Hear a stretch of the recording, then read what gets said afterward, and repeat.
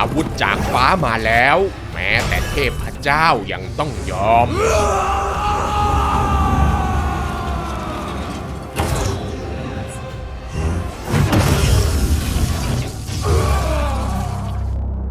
ณทุ่งกุรุเกษตรสงครามได้ดำเนินมาถึงวันที่ 13 วันนี้โทรณาจารย์แม่ทัพใหญ่ฝ่ายเการบมีความมุ่งมั่นอย่างมากที่จะจับตัวยุทธิธิระมาเป็นๆให้ได้และยังประกาศไว้อีกว่าวันนี้ตนจะสังหารนักรบเอกฝ่ายปานดบให้ได้1 คนเพราะคืนก่อนหน้านี้โทรณาจารย์ถูกทุรโยธตำหนิเรื่องจับยุทธิธิระไม่สำเร็จด้วยเหตุนี้แหละครับการรบในวันที่ 13โทรณาจารย์จึงสั่งให้กองทัพเการบแปรขบวนเป็นจักรพยุหะหรือค่ายกลกงล้อค่ายกลนี้เป็นการใช้ไพร่พลนับหมื่นเคลื่อนตัวเป็นวงกลมหลายชั้นทหารแต่ละแนวจะเดินสวนทางสลับกันไปมาประหนึ่งว่าเป็นฟันเฟืองขนาดมหึมาที่กำลังหมุนวนอยู่ตลอดทุกครั้งที่มีศัตรูเข้าใกล้ช่องทางด้านหน้าก็จะเปิดออกเพื่อให้นักรบฝ่ายตรงข้ามหลุดเข้ามา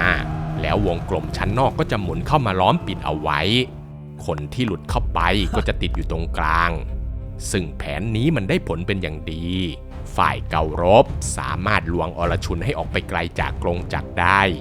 บริเวณจักรพยุหะจึงเหลือเพียงแค่ยุทธิธิระพีมะนกุลสหเทพและก็นักรบคนอื่นๆที่พยายามบุกเข้าไปในจักรพยุหะเพื่อตีขบวนให้แตกและหยุดการลุกรานของโทรณาจารย์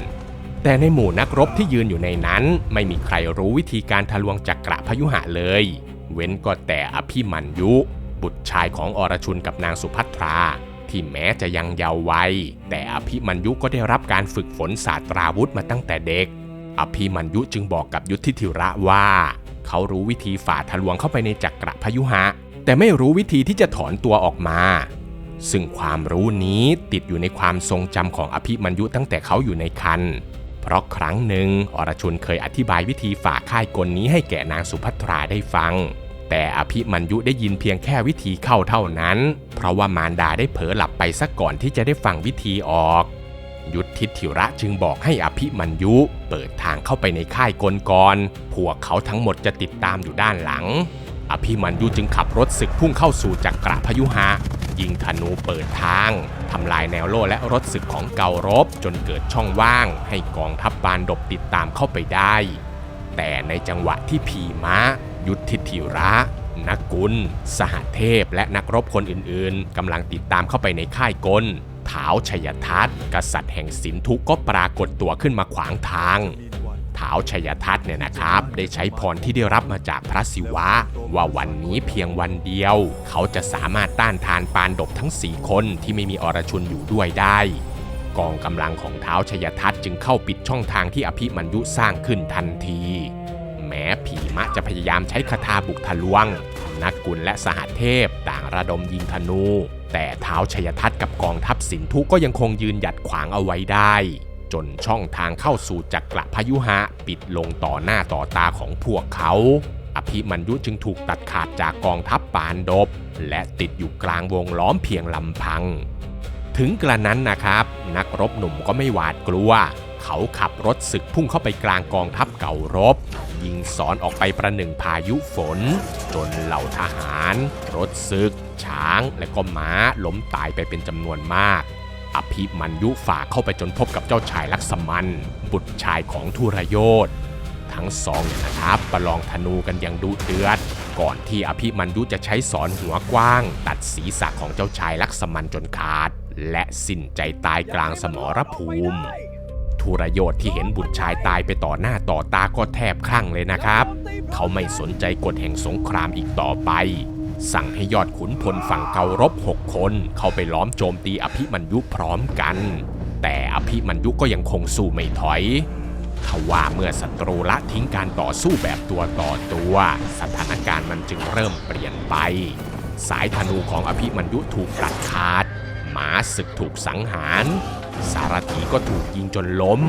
รถศึกก็ถูกทำลายจนแตกกระจายอภิมัญยุกระโดดลงจากซากรถคว้าเอาดาบกับโล่ขึ้นมาสู้ต่อ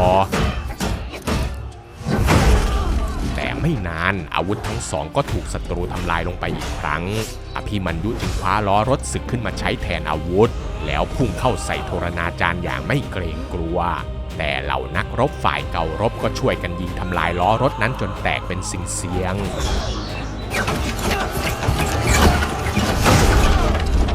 เด็กหนุ่มยืนอยู่ท่ามกลางวงล้อมด้วยร่างกายที่เต็มไปด้วยบาดแผลเขาตัดสินใจคว้ากระบองขึ้นมาเป็นอาวุธชิ้นสุดท้ายแล้วเข้าไปต่อสู้กับบุตรแห่งทุหสาสันทั้งคู่ฟาดกระบองใส่กันจนล้มลงกับพื้นอภิมัญยุที่ต่อสู้มาทั้งวันก็ไม่อาจจะลุกขึ้นได้อีกบุตรของทุหสาสันจึงลุกขึ้นแล้วใช้กระบองฟาดลงบนศีรษะของอภิมัญยุจนตายคาสนามรบการต่อสู้ในวันที่13จึงยุติลงพร้อมกับเสียงโห่ร้องของฝ่ายเก่ารบจากนั้นแต่ละฝ่ายก็กลับค่ายของตนเองไปตามกฎค่ำวันนั้นเองอรชุนที่กลับมาถึงค่ายก็สังเกตเห็นความเงียบผิดปกติและไม่มีอภิมัญยุวิ่งออกมาต้อนรับทุกคนต่างหลบสายตาอรชุนและไม่มีใครกล้าพูดความจริงเลยแต่ท้ายที่สุดยุทธิธิระก็ตัดสินใจเล่าเหตุการณ์ทั้งหมดให้อรชุนฟังตั้งแต่การส่งอภิมัญยุเข้าไปเจาะจักระพยุหะการถูกเท้าชยทัตเข้ามาขวางจนถึงวาระสุดท้ายของอภิมัญยุเมื่ออรชุนรู้ว่าบุตรชายของเขาถูกล้อมสังหารอย่างไร้ความเป็นธรรมเขาจึงทรุดลงกับพื้นร้องไห้แทบสิ้นสติกระทั่งความเศร้าแปรเปลี่ยนไปเป็นไฟแค้นอรชุนก็ลุกขึ้นจับคันธนูคานทีวะและประกาศสัจจะวาจาต่อหน้ากองทัพทั้งหมดว่าก่อนดวงอาทิตย์จะตกในวันพรุ่งนี้ข้าจะสังหารท้าวชยทัตผู้ขวางไม่ให้เราเข้าไปช่วยอภิมัญยุให้ได้หากข้าทำไม่สำเร็จข้าจะกระโดดเข้าสู่กองไฟและสิ้นชีวิตตามบุตรชายไปจากนั้นอรชุนก็ดีดสายธนูคานทีวะจนเกิดเสียงดังกำปนาตสะเทือนไปทั่วทุ่งกุรุเกษตร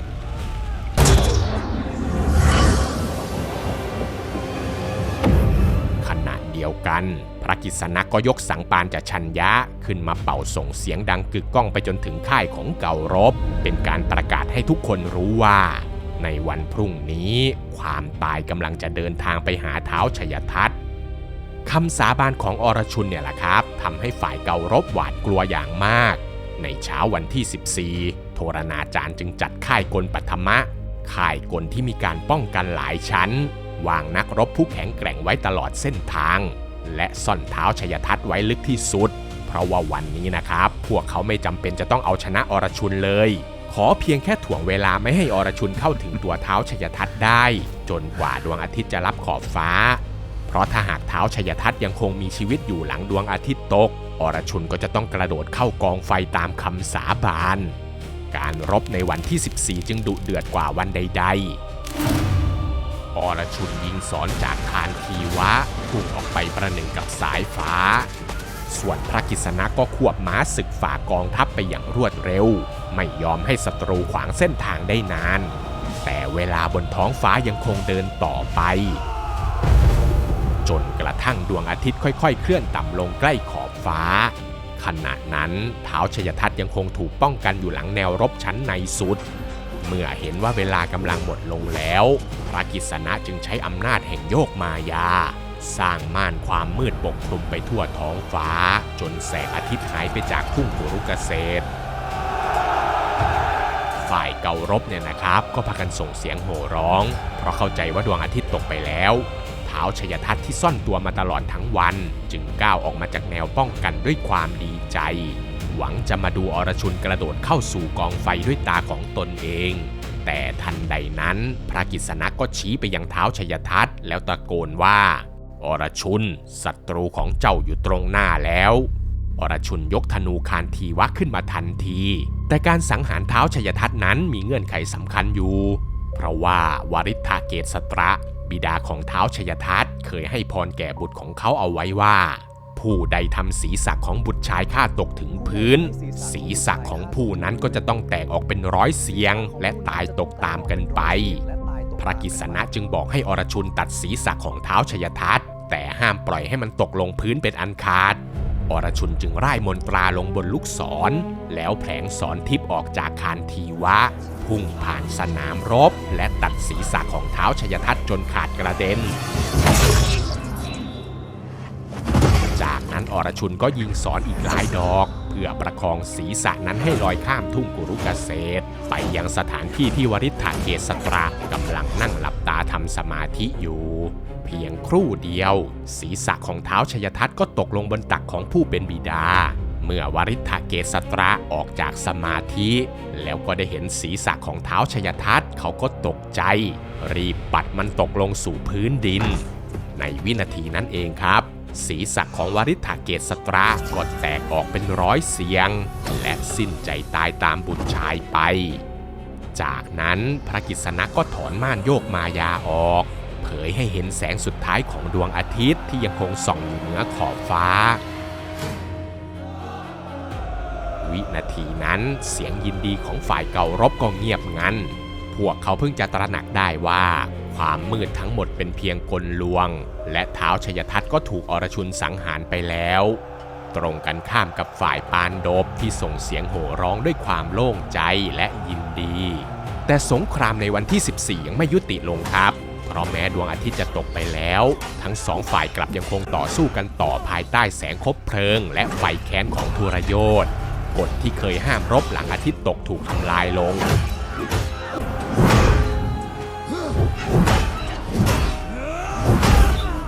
แต่ในความมืดนี้เองล่ะครับฝ่ายปานดบได้นักรบผู้แข็งแกร่งที่สุดในยามราตรีเข้าสู่สนามรบเขาผู้นั้นก็คือคโตตกัสบุตรครึ่งรากสดของพีมะกับนางหิทิมพีเมื่อราตรีมาเยือนพลังมายาของคโตตกัสก็เพิ่มขึ้นหลายเท่าเขาขยายร่างใหญ่โตประหนึ่งภูเขาเนรมิตเงาปีศาจนับพันทำให้ท้องฟ้ามืดสนิทและบันดาลฝนหินกับฝนอาวุธให้ตกใส่กองทัพเก่ารบจนกองทัพเก่ารบเกือบล่มสลายซึ่งในคืนนั้นนะครับทรยศที่เห็นท่าไม่ดีก็ได้วิ่งไปร้องขอให้กันนะงัดอาวุธที่ร้ายกาจที่สุดของเขาออกมาใช้นั่นก็คือหอกวาสวีสันติหอกสายฟ้าที่พระอินทร์มอบให้กันนะแลกกับเกราะและก็ต่างหูทิพย์ของกันนะนั่นเองอาวุธนี้นะครับมันสามารถล็อกเป้าและก็สังหารเป้าหมายได้อย่างแน่นอนแต่มันใช้ได้เพียงแค่ครั้งเดียวเท่านั้นจากนั้นมันจะกลับคืนสู่พระอินทร์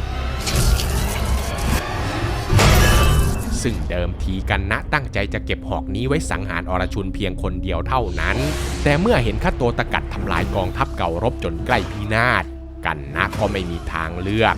เขายกหอกสวีสันติขึ้นมาแล้วขว้างตรงเข้าใส่ร่างของคโตตกัส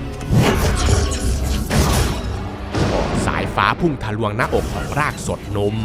แสงสว่างจากอาวุธทิพย์ฉีกความมืดจนท้องฟ้าสว่างวาบคโตตกัสรู้ได้ทันทีว่าตนเองกำลังจะตายก่อนที่เขาจะสิ้นใจ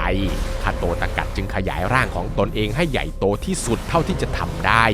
แล้วปล่อยให้ร่างขนาดมหึมาร่วงลงกลางกองทัพเก่ารบ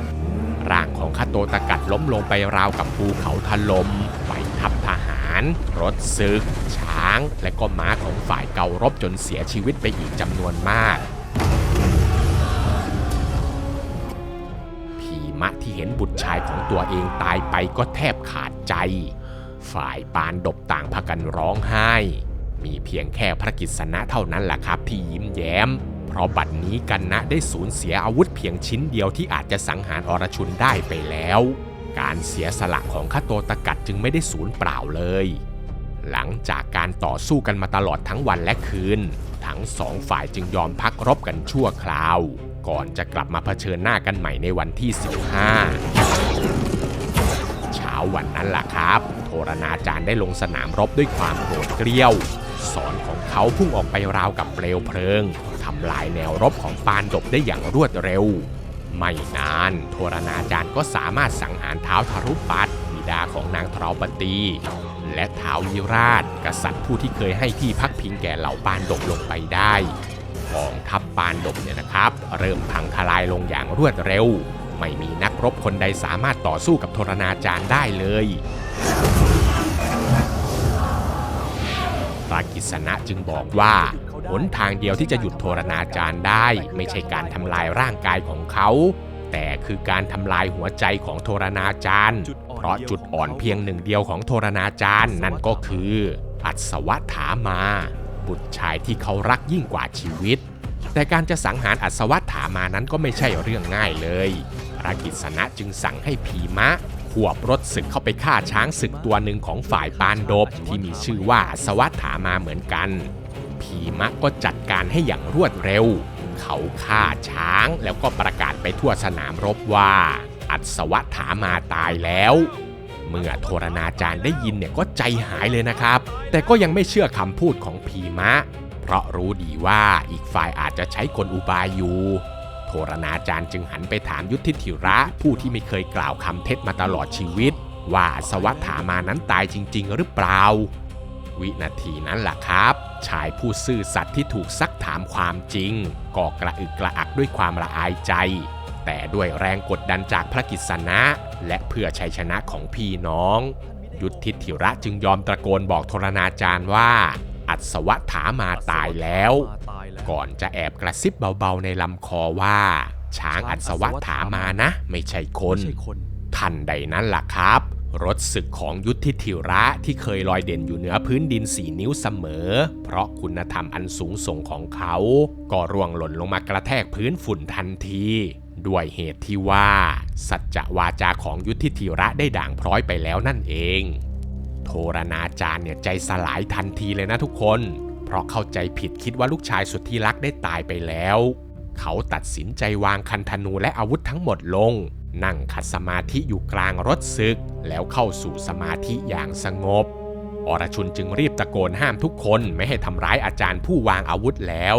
แต่ทริตตัดยุมนะผู้ถือกำเนิดมาเพื่อสังหารโทรณาจารย์โดยเฉพาะก็ไม่ยอมหยุดเขากระโดดขึ้นรถศึกของโทรณาจารย์ชักดาบออกมาแล้วตัดศีรษะของโทรณาจารย์จนขาดก่อนจะชูศีรษะของอดีตอาจารย์ขึ้นกลางสนามรบเพื่อประกาศว่าคำทำนายตั้งแต่วันเกิดของตนได้สำเร็จลงแล้วการตายของโทรณาจารย์สร้างความบอบช้ำแก่กองทัพเก่ารบอย่างรุนแรงโดยเฉพาะอัศวถามาเมื่อได้รู้ว่าบิดาถูกหลอกให้วางอาวุธจนถูกสังหารในขณะนั่งสมาธิความโกรธของอัศวถามาก็ปะทุขึ้นเขายกศรนารายณาสัตราอาวุธทิพย์ที่ได้รับสืบทอดจากพ่อขึ้นมายิงทันทีที่ศรถูกปล่อยขึ้นสู่ท้องฟ้าเมฆทั้งหมดก็เปลี่ยนเป็นสีแดงฉานเสียงฟ้าร้องดังสะเทือนไปทั่วแผ่นดินเปลวไฟลูกศรจักรคาถาและอาวุธทิพย์นับไม่ถ้วนปรากฏขึ้นกลางอากาศก่อนจะพุ่งลงมาโจมตีกองทัพปานดบยิ่งผู้ใดจับอาวุธต่อต้านอาวุธทิพย์ก็ยิ่งเพิ่มจำนวนและทวีความรุนแรงขึ้นพระกิษณะที่รู้จักพลังของนารายณาศาสตราเป็นอย่างดีจึงรีบตะโกนสั่งให้ทุกคนวางอาวุธทั้งหมดลงซะแล้วก้มศีรษะยอมอย่างสงบห้ามต่อต้านแม้เพียงความคิดเหล่าทหารปานดบก็ทำตามอย่างไม่ลังเลทันทีที่พวกเขาทิ้งอาวุธและก้มลงกับพื้นนารายณาศาสตราก็หยุดโจมตีและเคลื่อนผ่านพวกเขาไปมีเพียงแค่พีมะเท่านั้นล่ะครับที่ไม่ยอมเขาประกาศว่านักรบจะไม่มีวันก้มกราบอาวุธของศัตรูเด็ดขาดพีมะควงคาถาพุ่งตรงเข้าใส่พายุอาวุธด้วยความดื้อรั้นอาวุธที่บนท้องฟ้าทั้งหมดจึงเปลี่ยนทิศและพุ่งเข้ามาโจมตีพีมะเพียงคนเดียวเปลวไฟเริ่มแผดเผาร่างของพีมะลูกศรนับพันพุ่งเข้ามารอบด้านพระกิษณะกับอรชุนจึงต้องฝ่าพายุเข้าไปช่วยฉุดพีมะลงจากรถศึกแย่งคาถาของเขาออกจากมือและกดเขาลงกับพื้นจนพีมะยอมสละการต่อสู้เมื่อไม่มีผู้ใดถืออาวุธหรือคิดขัดขืนแล้วนารายณาศาสตราก็ค่อยๆสูญเสียเป้าหมายเมฆสีแดงค่อยๆสลายตัวและความสงบก็กลับคืนสู่สนามรบอีกครั้งสงครามในวันที่15จึงสิ้นสุดลงตรงนี้เหลือไว้เพียงความโกรธแค้นของอัศวถามาบุตรแห่งโทรณาจารย์ที่ยังคงปะทุขึ้นอย่างรุนแรงครับ สงครามกำลังเดินทางมาถึงจุดสิ้นสุดแล้ว เรื่องราวจะเป็นยังไงต่อ เดี๋ยวมาติดตามรับชมกันต่อในวันเสาร์นี้นะครับเพื่อนๆคนไหนที่อยากจะสนับสนุนช่องดูดีนะครับก็สามารถสมัครเข้ามาเป็นสมาชิกแบบรายเดือนหรือจะส่งเป็นซุปเปอร์แตงหรือเพียงแค่กดไลค์กดแชร์คลิปนี้ออกไปก็เป็นกำลังใจให้กับพวกเราอย่างมากแล้วล่ะครับใครอยากจะฟังเรื่องราวเกี่ยวกับอะไรบ้างก็อย่าลืมคอมเมนต์บอกกันหน่อยนะครับผมอ่านทุกคอมเมนต์แน่นอนครับผมสำหรับคลิปนี้ก็มีเพียงเท่านี้เนาะแล้วเจอกันใหม่วันเสาร์นี้ครับสวัสดีครับบ๊ายบาย